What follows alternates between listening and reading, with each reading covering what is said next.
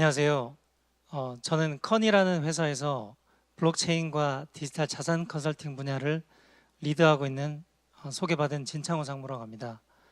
아마 여기 세션에 참여하시는 많은 개발자분들께서는 아마 저희 회사를 잘 모르실 것 같습니다.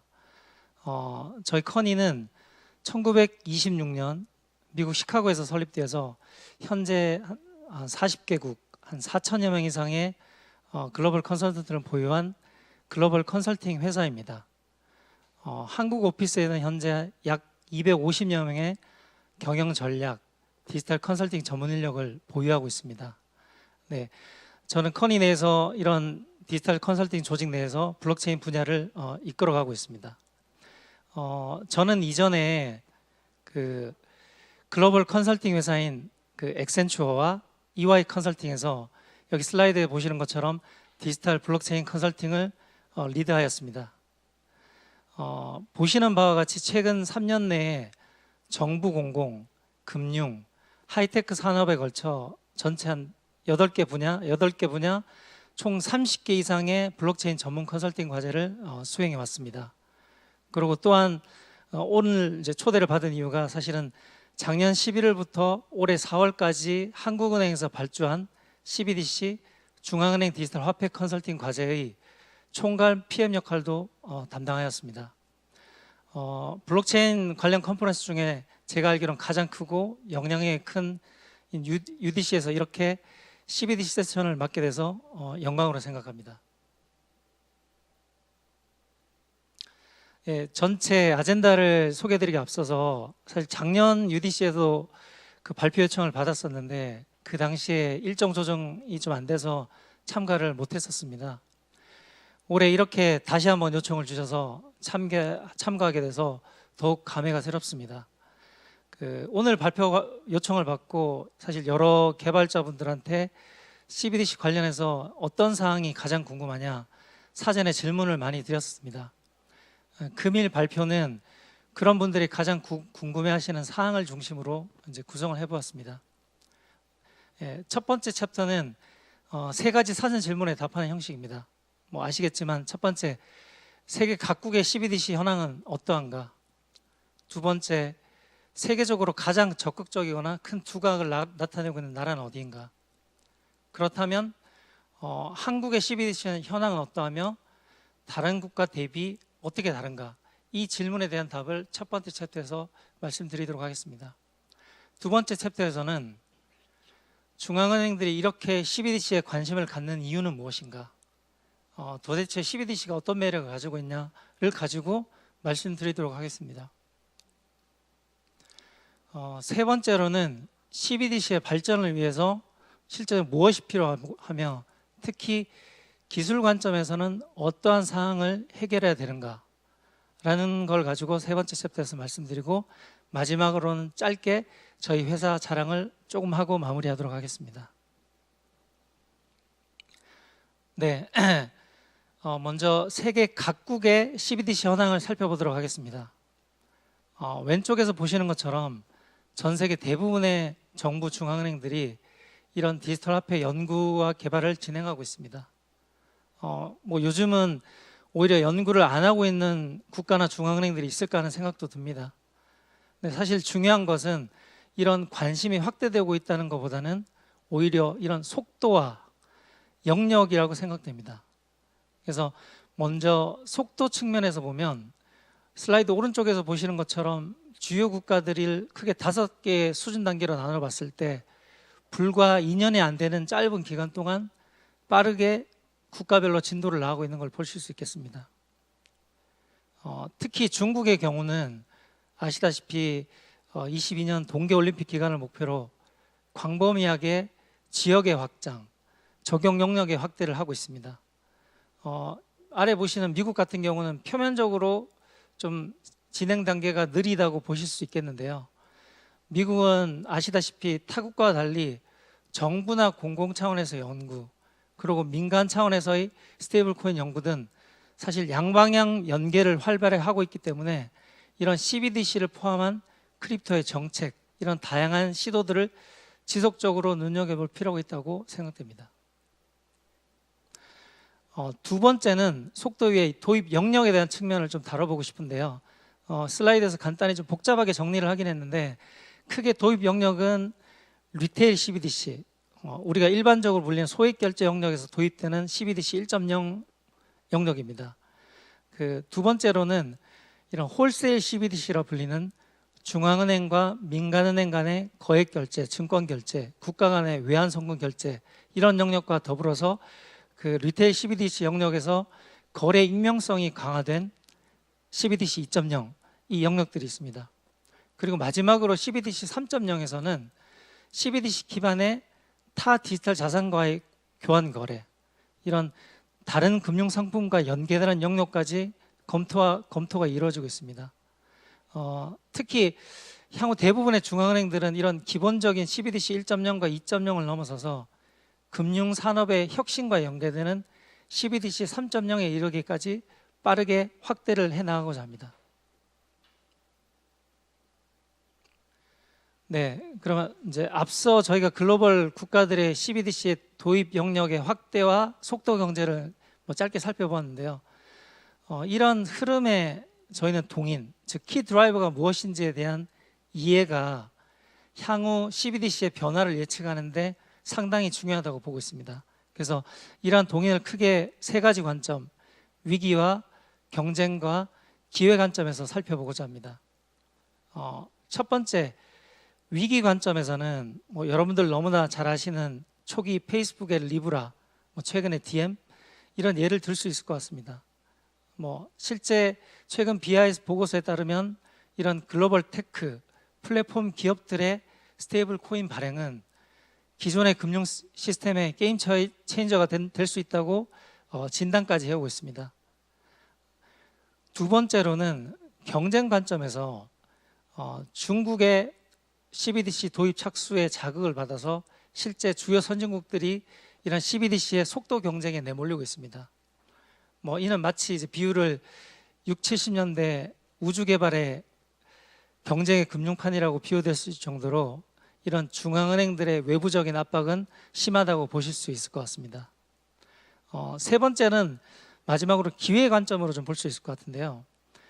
CBDC를 통한 국가 내에 혹은 국가 간의 금융결제 플랫폼, 즉 CBDC 애저 서비스 플랫폼이라고 하는 이런 진화의 가능성을 중앙은행들이 특히 혁신 관점에서 높이 보고 있기 때문입니다. 네, 이런 세 가지 관점에서 여러분들이 CBDC를 왜 중앙은행들이 고민하고 있냐는 것들을 이해를 하신 상태에서 저희가 다음으로는 CBDC의 도입 목적과 그에 따른 추진 전략 방향에 대해서 설명을 드리고자 합니다. 사실은 주요 국가들이 CBDC를 생각하게 된 동의는 좀 유사하지만 이런 국가들의 CBDC 도입을 추진한 전략은 조금 다르다고 볼 수 있거든요. 그래서 세 가지 관점으로 나누어 보면, 첫 번째, CBDC를 활용해서 새로운 금융 생태계를 주도해 나가려는 퍼스트 무브형이 있습니다. 실제 이 경우는 중국이 여기에 해당된다고 볼 수 있는데요. 중국은 아시다시피 현재 자국 내 다양한 시범 사업 확대와 더불어서 국가 주도하에 글로벌 결제 네트워크를 구축하고 해외 협력업체들의 참여를 독려하고 있습니다. 결국 중국이 바라보는 그 CBDC의 미래는 글로벌 CBDC를 표준화하고 자국의 CBDC 영향력을 확대하려는 포섭으로 볼 수 있습니다. 다음으로는 슬라이드 제일 오른쪽에 보시는 CBDC를 기반으로 기존의 금융 생태계를 최대한 유지하는 데 집중하는 가칭 소프트랜드형이 있습니다. 이런 대표적인 케이스가 유럽과 미국이라고 볼 수 있는데요. 마지막으로 가운데 CBDC를 활용해서 기존이나 신규 금융 생태계 내에 어떻게 보면 이제 브릿지 역할을 하고자 하는 CBDC 허브형이 있습니다. 이러한 CBDC 허브형은 사실 싱가포르가 홍콩 케이스가 이런 형에 해당될 수 있는데요. 저는 개인적으로 특히 우리나라에서 이 영역을 주의 깊게 다뤄볼 필요가 있다고 봅니다. 이 내용들은 뒤에서 좀 자세하게 다뤄보도록 하겠습니다. 네, 앞서 세 가지 방향, 추진 전략 방향을 토대로 중요한 것은 이제 CBDC 기반의 어떠한 영역에서 도입 적용을 하려고 하는지에 대한 부분을 좀 살펴보고자 합니다. 네, 살펴보기 앞서서 크게 이제 적용의 대상과 적용의 영역 관점에서 보시는 바처럼 좀 쉽게 6가지로 구분을 해봤습니다. 먼저 그 국가 내 유통을 살펴보면 기능의 확장이라는 측면에서 3가지 서비스로 정의해 볼 수 있을 것 같습니다. 첫 번째는 슬라이드 제일 왼쪽에 보시는 CBDC의 제조, 보관, 발행, 유통, 폐기, 환수에 이르는 이런 기본적인 CBDC의 기본 기능을 의미합니다. 두 번째로는 오프라인 CBDC의 경우는 이런 인터넷이나 네트워크망이 어려운 비상 특수 환경에서의 소액 지급 결제를 의미합니다. 사실 이 경우는 오프라인 CBDC를 위해서 별도의 디바이스나 기기의 중요성이 커지고 있는데요. 특히 이런 영역들은 기술적으로 이중 지불 방지라든가 거래의 익명성을 보장하는 소프트웨어 기술이 핵심이 될 것 같습니다. 마지막 3번째로는 CBDC 기반한 금융 상품에 연계되는 경우입니다. 우리가 기존의 금융 상품과 최근에 스마트 컨트랙트, 토커나이제이션의 이런 블록체인 기술 발전 혁신에 따라서 이런 혁신 금융 상품과 연계되는 서비스를 지칭하는 부분입니다. 특히 이 마지막 3번째 영역은 앞서 말씀드린 CBDC 3.0에서 언급한 부분과 유사하게 향후 잠재 시장 가치와 기술 개발적인 측면에서 상당히 중요한 영역이 될 거라고 보고 있습니다. 두 번째는 국가 간의 유통 영역을 좀 살펴보겠습니다. 네트워크의 확장이란 측면에서 3가지로 유형 분류를 좀 해봤는데요. 첫 번째는 초기 POC 형태로 많이 실험되고 있는 국가 간의 1:1 송금이 있습니다. 두 번째로는 최근에 활발히 연구되고 있는 여러 개 국가 간의 CBDC 송금, 즉 우리 MCBDC라고 불리는 이런 영역이 있습니다. 마지막으로는 제가 CBDC 크로스 플랫폼이라고 가칭 명명을 해봤는데요. 쉽게 얘기하면 이종 플랫폼 간의 국가 간의 CBDC 송금 영역이라고 볼 수 있습니다.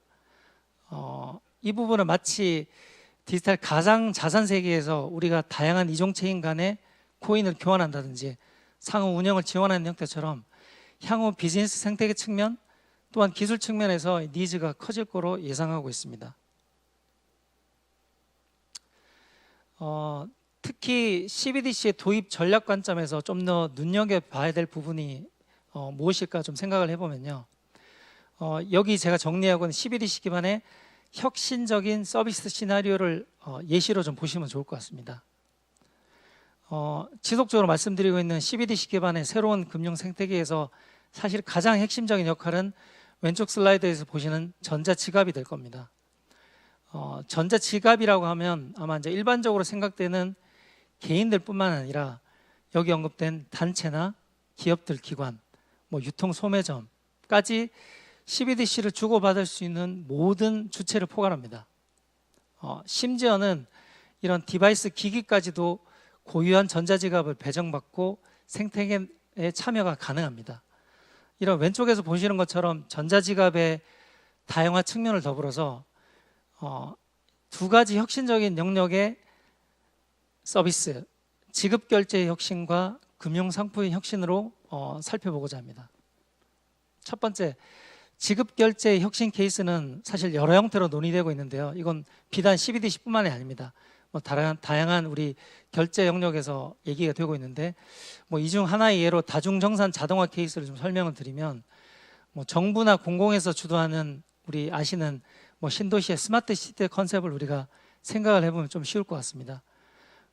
특정한 신도시에서 지자체, 산하 공공기관, 스마트 시티에 관련된 여러 빌딩 관리, 전력 공급 관리 이런 다양한 서비스를 제공하는 기업들이 고객들과의 사전 서비스 계약을 통해 가지고 계약의 실행, 지급 정산 이런 절차 방식들을 스마트 컨트랙 기반으로 다중정사 자동화한다는 개념들을 떠올리시면 이해가 빠를 것 같습니다. 두 번째로 금융 상품의 혁신 케이스는 제가 이렇게 자동 투자 상품, 합성 자산, 외부 정보와 연계 상품 이렇게 명명하긴 했는데 쉽게 3가지 모드를 한꺼번에 조합된 형태의 상품을 생각해 보시면 좀 이해가 쉬우실 것 같습니다. 개인의 CBDC 전자지갑 내에 실시간으로 변화하는 환율이나 금융 관련된 외부 정보를 연계해서 특정한 조건과 상황에 도달할 시에 우리가 스마트 컨트롤 기반으로 주식이나 채권, 디지털 가상자산의 여러 형태의 상품들을 연계한 합성 자산 투자 상품에 우리가 자동으로 가입할 수 있다. 이런 것들이 CBDC 전자지갑 형태로 가능하다. 이런 케이스를 우리가 생각해 보면 좋을 것 같습니다.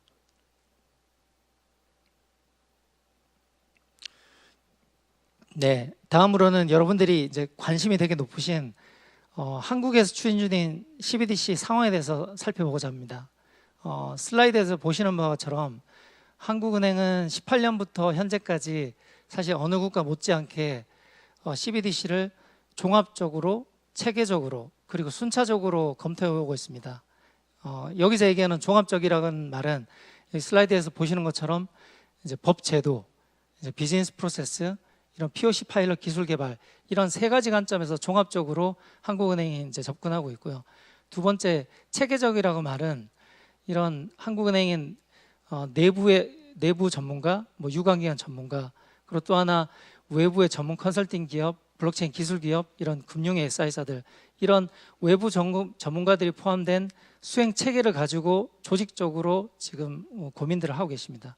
그리고 보시는 바처럼 순차적으로 사전에 18년의 내부 리서치, 그리고 뭐 일부 POC, 그리고 저랑 같이 했던 이제 컨설팅, 현재 진행 막 착수를 한 모의 실험, 향후 시범 사업, 이런 순차적인 로드맵을 가지고 있습니다.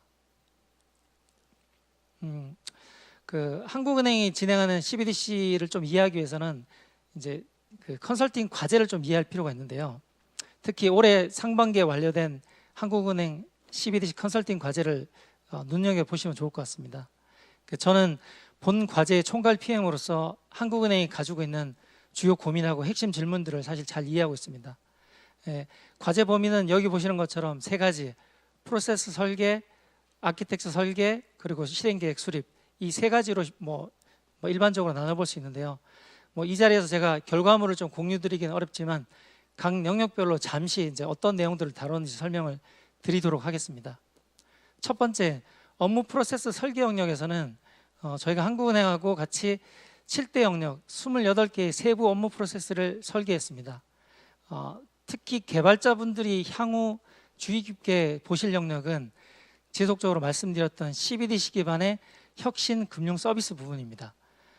CBDC 기반으로 국가 간의 송금 결제를 한다든가, CBDC 기반으로 기존의 금융 상품을 연계한다든가, 혹은 CBDC 기반의 타 디지털 자산과의 교환이 바로 그것입니다. 이러한 혁신 금융 서비스의 핵심은 말씀드린 대로 CBDC 전자지갑 설계에 있었습니다. 전자지갑 설계 부분에서 저희가 여러 가지 고민을 많이 했었는데, 특히 고객의 편의성과 사용성 측면에서 고민했던 두 가지 사항은, 첫 번째 이제 CBDC 외에도 우리가 일반적으로 알고 있는 스테이블 코인, 다른 디지털 자산을 포함할 수 있도록 이런 전자지갑이 복수의 자산을 등록할 수 있는 전자지갑이어야 한다는 것이었습니다. 두 번째로는 이에 따라서 다양한 금융 서비스들과 연계될 수 있도록 전자지갑의 관리 업무 기능들이 추가되어야 한다는 것입니다. 뭐 예를 들어서 타기관이 발행한 전자지갑을 통합적으로 관리한다든가 조회한다든가, 이런 서비스들이 가능해야 된다는 것입니다.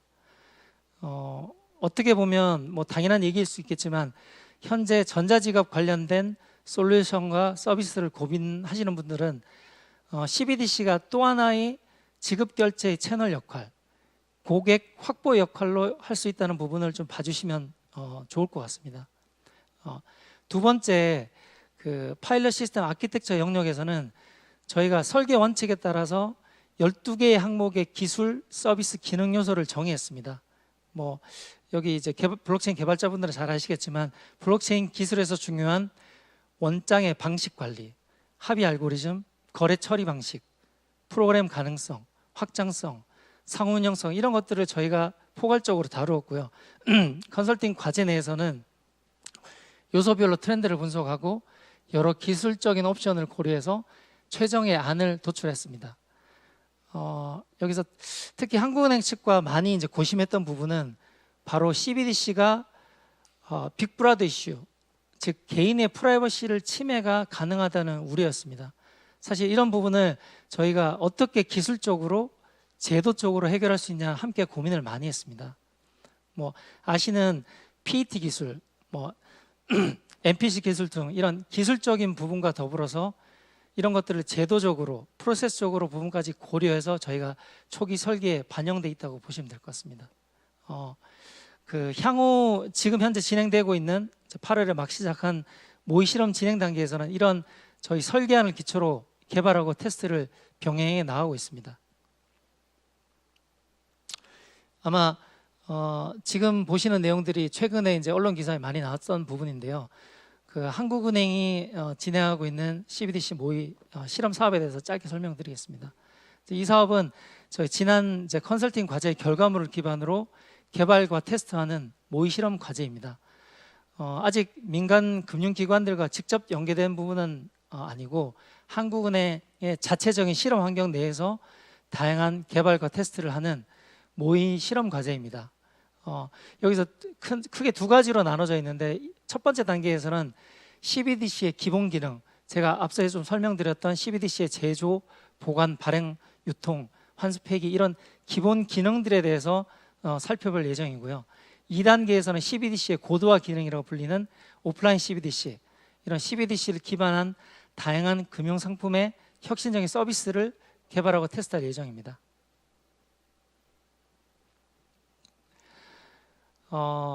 다음으로는 YCBDC, CBDC가 가진 매력은 무엇인가를 좀 살펴보려고 슬라이드 한 장을 준비했습니다. 사실은 중앙은행이 발행하는 디지털 화폐 CBDC의 장점은 크게 여기 보시는 것처럼 6가지로 정리할 수 있을 것 같습니다. 중앙은행 측면에서는 금융의 포용성, 운영의 효율성, 통화정책의 혁신 이런 측면에서 큰 장점을 가지고 있습니다. 또한 민간의 금융생태계 측면에서도 송금, 지급결제, CBDC 연계한 금융상품의 혁신을 이룰 수 있는 영역으로 전문가들은 내다보고 있습니다. 사실은 각국의 금융 생태계 환경에 따라서 그 효과성은 좀 다소 다르겠지만 해당 영역에서 어떤 서비스를 만들고 지속적으로 고도화해 나가냐가 향후 CBDC 도입의 확산과 속도에 큰 영향을 미칠 거로 예상하고 있습니다. 그런데 이제 여기서 한 가지 살짝 다른 관점으로 개발자 여러분들하고 얘기를 해 나가고자 하는 영역이 있습니다. 만약 이 슬라이드에서 여기 보시는 왼쪽에 중앙은행 위치에다가 거대 플랫폼 기업 페이스북의 DM이 들어간다고 하면 어떻게 될까요? 사실 로고만 바뀌고 밑에 있는 주요 내용들은 거의 대동소이할 것 같습니다. 그럼 결국에 CBDC의 미래는 누가 결정하게 될 것인가 하는 질문을 해볼 수 있을 것 같습니다. 사실 CBDC가 국가가 보장하는 법정화폐 비반의 그 목적과 범위, 사용성은 분명히 있겠지만 결국 중요한 것은 이런 오른쪽에 있는 민간의 생태계, 즉 다양한 금융 상품과 서비스 관점의 혁신, 저는 거기에 CBDC의 미래가 달려있다고 생각을 합니다. 또한 그런 기조에는 개인정보 보호와 보안성, 안정성이 당연히 뒷받침돼야 될 거고요.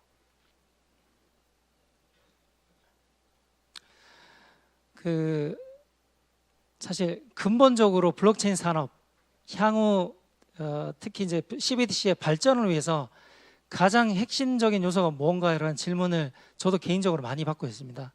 사실 지난 몇 년간의 블록체인 컨설팅을 리드한 사람으로서 참 어렵고 이제 중요한 질문이라고 생각합니다.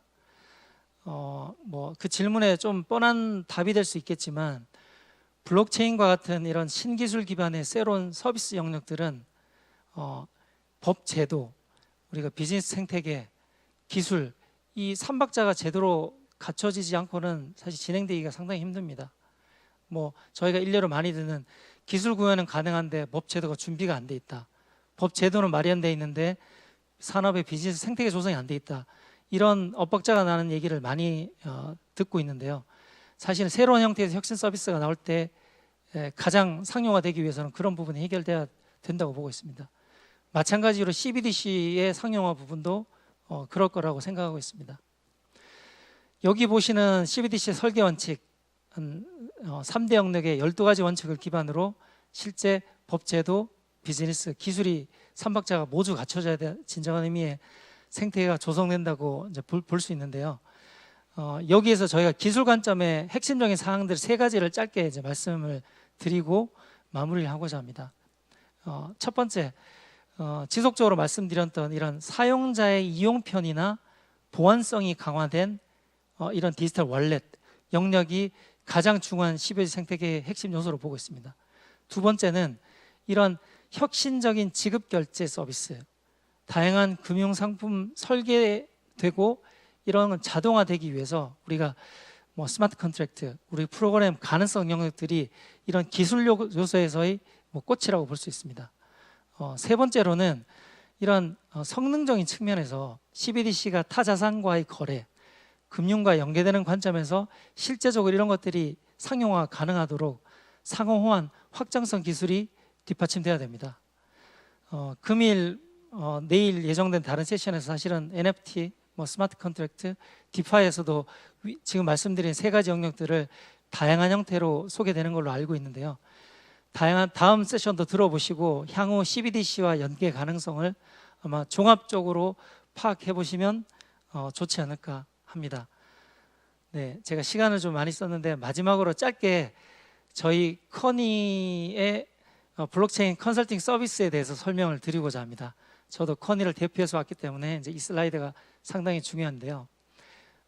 블록체인에서 아시겠지만 가장 화두가 되고 있는 저희 CBDC, NFT, 뭐 STO, 디파이, DI 등 이런 새로운 서비스와 연계 서비스를 해보고자 하는 기업들이 최근에 많이 생겨나고 있습니다. 근데 문제는 해당 기술과 서비스에 대한 이해도가 좀 낮다 보니까 실제로 블록체인 기술 기업을 따로 만나시고 뭐 SI 개발 회사를 따로 만나시고 뭐 심지어는 로펌이나 이런 산업 전문 컨설턴트를 따로 만나고 계신데요. 뭐 그러다 보니까 각 영역별로 지역적인 정보나 자문을 받게 됩니다. 결국 그런 상황이 발생하게 되면 기업 입장에서는 전략적으로 단계적으로 접근하는 데 상당히 어려움이 없습니다. 그래서 저희 커니 같은 경우는 이러한 영역들을 종합적으로 묶어서 여기 보시는 전략 수립, 기획 설계, 프로토타입 개발, 법 제도 자문을 한꺼번에 할 수 있는 종합 서비스를 제공하고 있습니다. 실제 최근에 저희는 산업별 스타트업 포함해서 여러 선도 기업들과 함께 이런 부분을 함께 고민해 나가고 있습니다. 관심 있는 기업분들은 언제나 저나 저희 커이든을 찾아주시고, 오늘 제가 뭐 좀 비록 짧지만 많은 내용을 가지고 CBDC에 대해서 좀 여러 형태로 다뤄보았습니다. 뭐 앞으로도 블록체인 포함해서 이런 CBDC의 발전 방향이 이제 커질 거라고 예상하고 있는데 앞으로도 지속적으로 관심을 가져주시고 이상으로 제 발표를 마치도록 하겠습니다. 네, 감사합니다.